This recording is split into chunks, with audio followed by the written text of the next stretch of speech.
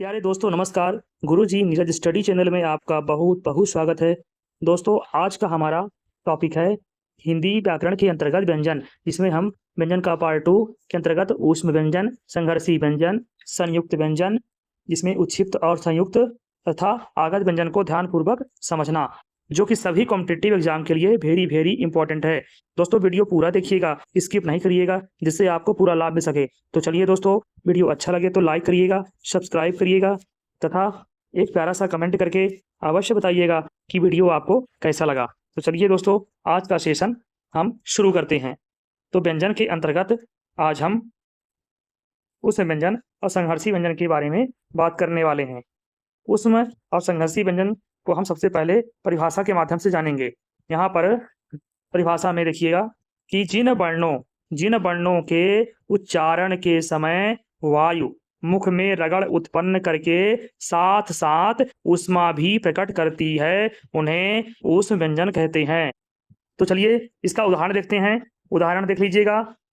उदाहरण में ये सा का उच्चारण तालु से, सा षटकोण वाला सा इसका उच्चारण मूर्धा से, सरौते वाला सा इसका उच्चारण दंत से इनका उच्चारण होता है, ध्यान रखिएगा। चलिए आगे देखते हैं। हा का उच्चारण कंठ से। चलिए वर्णमाला के अब अंतिम वर्ण देखते हैं। वर्णमाला के अंतिम वर्ण, इनको हम संयुक्त व्यंजन कहते हैं। संयुक्त व्यंजन देखते हैं। संयुक्त व्यंजन को पहले हम इसकी परिभाषा समझते हैं।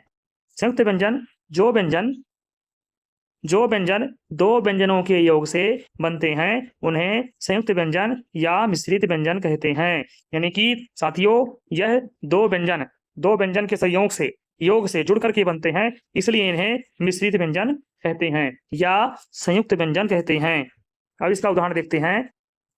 संयुक्त व्यंजन का उदाहरण ये देखिएगा। इसमें छा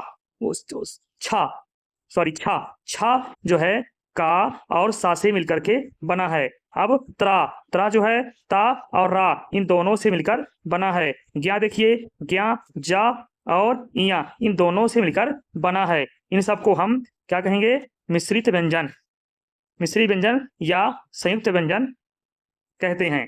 अब अगला है श्रा, शा और रा इन दोनों वर्णों से मिलकर के बना है श्रा। यह वीवीआईपी वेरी वेरी इंपॉर्टेंट है साथियों, विशेष रूप से परीक्षाओं में पूछा जाने वाला टॉपिक है। बिल्कुल अच्छी तरह से याद रखिएगा, भूलिएगा नहीं। बार बार देखिएगा वीडियो को ताकि बिल्कुल याद हो जाए और इसका सही लाभ मिल सके। चलिए, संयुक्त व्यंजन को मूल व्यंजन नहीं माना जाता है। याद रखिएगा, संयुक्त व्यंजन को मूल व्यंजन नहीं माना जाता है। अब देखिए यहाँ पे थोड़ा स्पर्श व्यंजन दिया हुआ है। स्पर्श व्यंजन कुल 25 है। ठीक है साथियों, इसमें द्विगुण व्यंजन है और व्यंजन या द्विगुण व्यंजन या उत्क्षिप्त व्यंजन। साथियों, स्पर्श व्यंजन 25 है और द्विगुण व्यंजन या उत्क्षिप्त व्यंजन, इसकी संख्या द्विगुण व्यंजन की 2 है। इसमें देख लीजिएगा, द्विगुण व्यंजन में सबसे पहले ड के नीचे बिंदी है ड़ा और ढ के नीचे बिंदी है ढा। ये दोनों व्यंजन कैसे हैं? द्विगुण हैं। कैसे हैं? द्विगुण व्यंजन हैं। और आगे देखते हैं अंतस्थ व्यंजन। इसके पहले भी देख चुके थे, फिर भी देख लीजिए और अच्छी तरह से। अंतस्थ व्यंजन की संख्या 4 है, उस व्यंजन की संख्या भी 4 है और उत्क्षिप्त व्यंजन की अभी द्विगुण पढ़ चुके हैं, उसकी संख्या भी 2 है। चलिए संयुक्त व्यंजन देखते हैं। अभी ऊपर हमने इसके बारे में चर्चा कर चुके हैं। हम संयुक्त व्यंजन की संख्या भी कितनी है? 4 है। हम अभी इसके बारे में देख चुके हैं। चलिए आगे देखते हैं।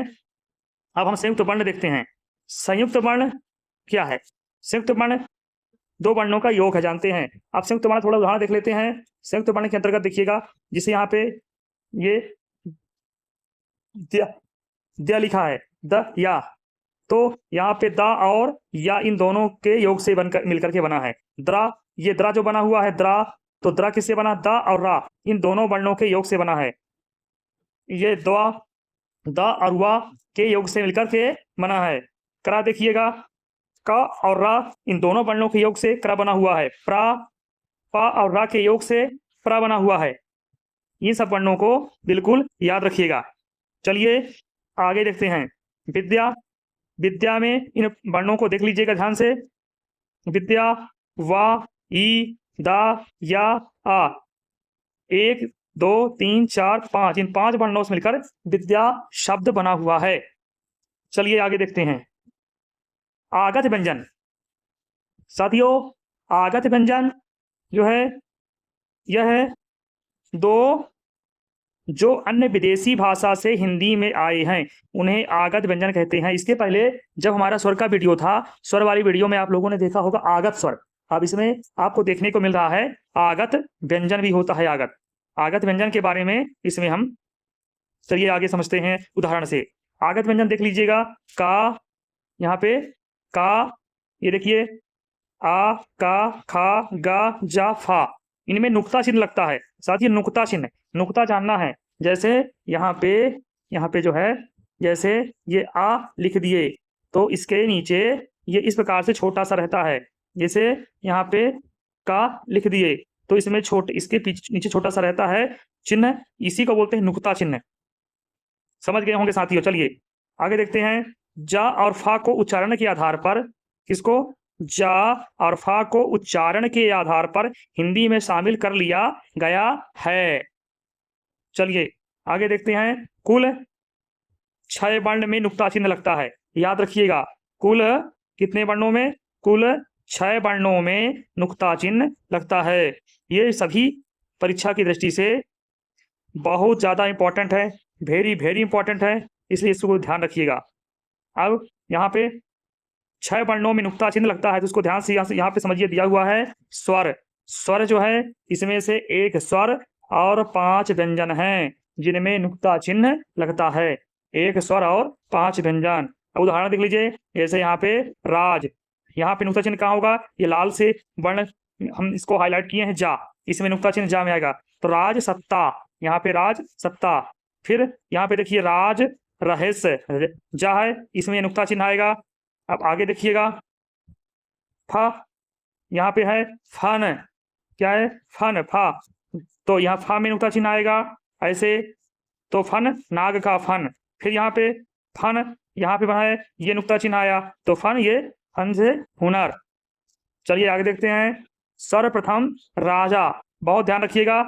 सर्वप्रथम राजा शिव प्रसाद सितार ए हिंद ने नुक्ता चिन्ह का प्रयोग किया था। साथियों याद रखना है, सर्वप्रथम राजा शिव प्रसाद सितार ए हिंद ने, इन्होंने ही सबसे पहले नुक्ता चिन्ह का प्रयोग किया था। तब से आज तक नुक्ता चिन्ह वर्णमाला में हमारे हिंदी व्याकरण में चल रहा है। तो चलिए साथियों, नुक्ता चिन्ह के साथ ही आज का हमारा सेशन कंप्लीट होता है।